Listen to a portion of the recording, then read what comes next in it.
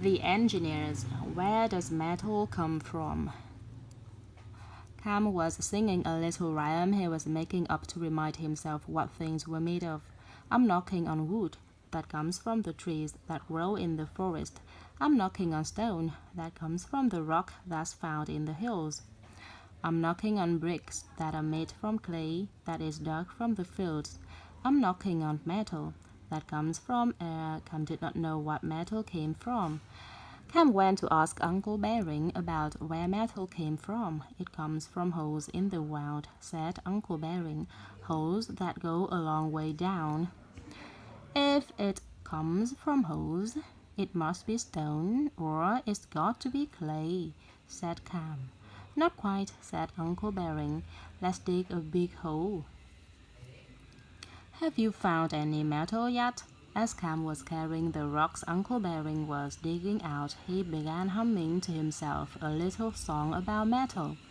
Digging and digging, what have we found? Looking for metal deep in the ground. Pink rocks, blue rocks, yellow rocks, green metals, the only thing we have not seen.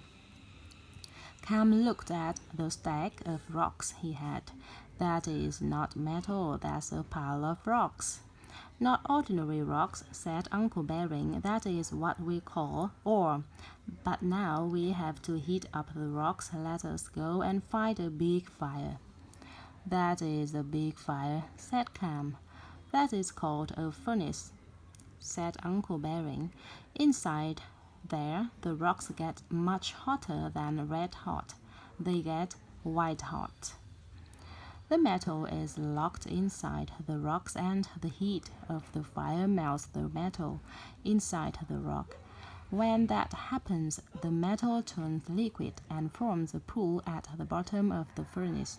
Stand back, said Uncle Bering. I'm going to pull the plug out from the side of the furnace and let the liquid metal come out.